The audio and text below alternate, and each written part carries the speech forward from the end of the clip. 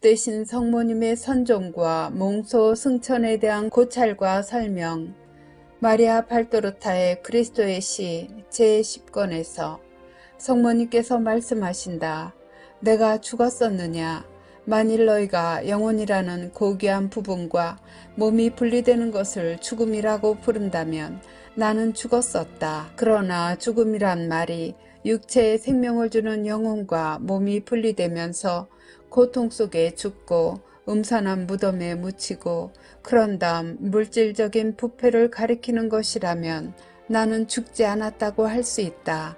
내가 어떻게 죽었느냐? 아니, 어떻게 해서 죽지 않는 부분인 영이 먼저 땅에서 하늘로 건너가고 그 다음 죽어야 할 부분인 육신을 가지고 건너갔더냐? 그날 저녁 안식일이 벌써 시작되었고, 참고 유대인의 안식일은 금요일 해질 무렵부터 시작된다. 나는 요한과 이야기를 하고 있었다. 예수와 예수의 일에 대해, 그리고 아버지와 하늘나라에 대하여 말하고 있었다. 저녁은 더없이 고요하였다.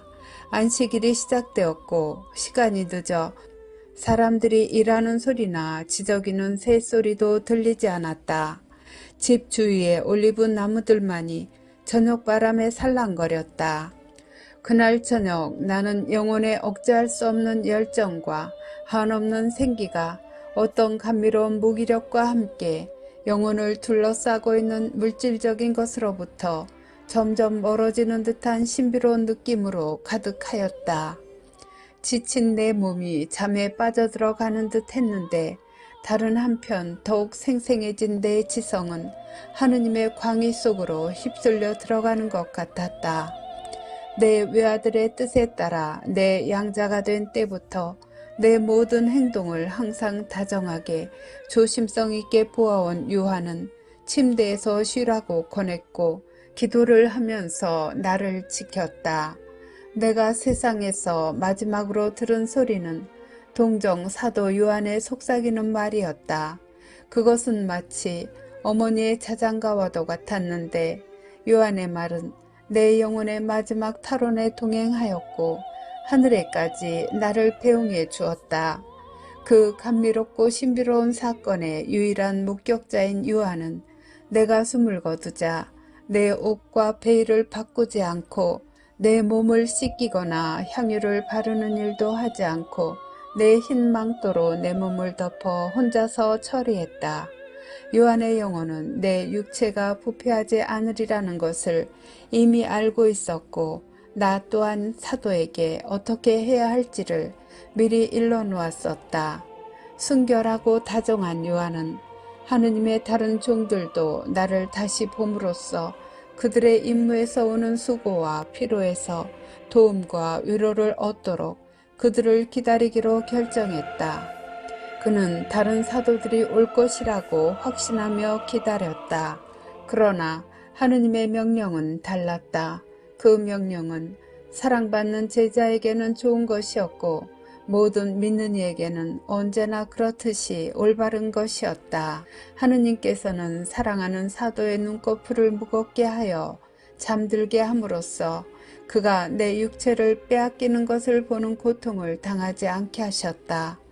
또 믿는 이들에게는 한 가지 진리를 주셨는데 그것은 그들에게도 일어날 육신의 부활과 의인들에게 주시는 영원히 복된 생명의 상급을 믿게 하시려는 것이었다. 신약의 가장 강력하고 아름다운 진리인 내 원죄없는 잉태와 동정녀로서의 내 신적 모성을 믿게 하시려는 것이었고 육체의 욕망으로 태어나지 않고 하느님과의 혼례로 내 태중에서 태어나신 참 하느님이시오 참 사람이신 내 아들의 천주성과 인성을 믿게 하시려는 것이었다. 끝으로 하늘에는 의인과 죄인 모두를 항상 염려하는 사랑으로 가득하고 모든 일을 복된 고향으로 영원히 데리고 가기를 갈망하는 모든 사람들의 어머니인 내가 있다는 것을 믿게 하시려는 것이었다. 천사들이 나를 작은 집에서 데리고 나왔을 때 내 영이 벌써 돌아왔었느냐? 아니다. 내 영은 이 땅에 다시는 내려오지 않았다. 내 영은 하느님의 옥좌 앞에서 흠승하고 있었다. 그러나 세상과 귀양살이하는 곳, 한 분이시오 세 위이신 주님과 갈라져 있게 하는 시간과 장소가 영원히 없어졌을 때 내 영은 돌아와 내 영혼의 중심에서 찬란하게 빛나며 육체를 그 잠에서 끌어냈던 것이다. 그러므로 내가 육신과 영혼으로 하늘에 올라간 것은 예수의 경우처럼 나 자신의 힘으로 그렇게 한 것이 아니라 천사들의 도움을 받아서 그렇게 한 것이다. 나는 그 불가해하고 신비로운 잠에서 깨어났고 마침내 내 육체는 영광스럽게 된 육체가 가지는 완전함을 얻었기 때문에 날아갈 수 있었다. 그리고 나는 사랑했다. 나는 다시 만난 내 아들을 사랑했고 한 분이시여 세 위이신 내 주님을 사랑했다. 영원히 사는 모든 인간의 운명이 그런 것처럼 나는 주님을 사랑했다. 예수님께서 말씀하신다. 내 어머니의 최후가 다가왔을 때 어머니께서는 모든 향기를 발산한 다음에 별들 밑에서 몸을 구부리고 꽃받침을 닫는 기진맥진한 백합꽃처럼 침대에 누우셨다. 그리고 마지막으로 하느님을 관상하기 위해 당신 주위에 있는 모든 것을 보지 않으려고 눈을 감으셨다. 마리아의 수호천사는 하느님의 명령이 정한 시간에 그 영을 육체에서 분리시키고 땅에서 영원히 분리시키는 황홀한 절정의 순간을 초조히 기다리며 그 쉬는 모습을 들여다보고 있었다. 이윽고 하느님의 감미로운 초대의 명령이 하늘로부터 내려오고 있었다. 한편 이 세상의 천사인 요한도 이 신비로운 휴식을 들여다보며 떠나려는 어머니를 지키고 있었다. 그리고 어머니가 숨을 거두신 것을 보았을 때 그는 어머니께서 불경하고 호기심 많은 눈들로부터 침범당하시지 않고 죽음을 넘어서도 그렇게 아름답고 평온하게 주무시는 하느님의 티없는 정배여 어머니신 분께서 그대로 계실 수 있도록 그분을 지켰다. 토마스가 마리아의 유골 항아리를 다시 열었더니 꽃들밖에 없더라는 전설이 있다. 그러나 그것은 순전히 전설일 뿐이다. 어떤 무덤에도 마리아의 시신이 들어가지 않았다. 인간적인 감각으로 말하자면 마리아께서는 모든 사람이 죽는 것처럼 돌아가시지 않으셨기 때문에 마리아의 시체란 건 결코 없었다.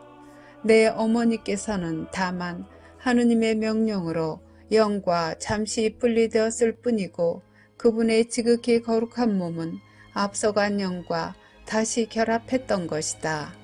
황홀이 끝나면, 즉 영이 통상적인 상태로 돌아오면 탈원도 끝나는 일반적인 법칙들과는 반대로 마리아의 육체는 죽음의 침대에서 한동안 휴식한 후 영과 다시 결합한 것이다. 하느님께서는 무엇이든지 하실 수 있다. 나는 내 능력 말고 다른 도움을 받지 않고 무덤에서 나왔다. 마리아께서는 소름 끼치고 음산한 부패가 있는 무덤의 공포를 겪지 않고 나에게로, 하느님께로 하늘로 오셨다. 그것은 하느님의 가장 눈부신 기적들 중에 하나였다. 에녹과 엘리야가 주님께 소중한 사람들이어서 죽음을 경험하지 않고 이 세상에서 없어져서 하느님만이 아시고 하늘의 시민들만이 아는 어떤 다른 곳으로 옮겨진 것을 생각하면 사실은 유일한 기적도 아니다. 그들은 의인들이었다.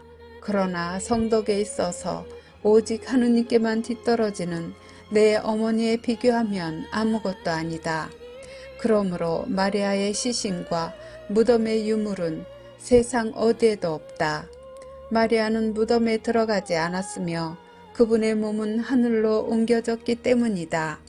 성모님께서 말씀하신다.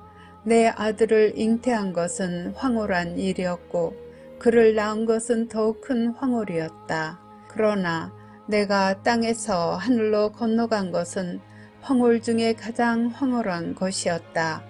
내가 하늘로 올라간 그 집은 라자로가 예수와 그분의 어머니인 나에게 베푼 수많은 호의 중에 하나였다.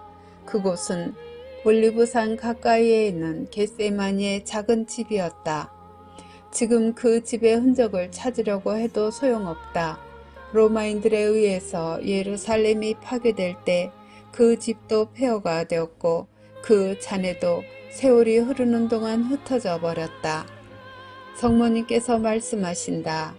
내 아들의 탄생이 나에게 하나의 탈원이었고 그 시간에 내가 붙잡혀 올라간 하느님 안에서 황홀한 가운데 내 아기를 품에 안고 이 땅으로 되돌아온 것과 같이 부적절한 표현이지만 내 죽음이라고 불리는 것도 하느님 안에서의 황홀이었다.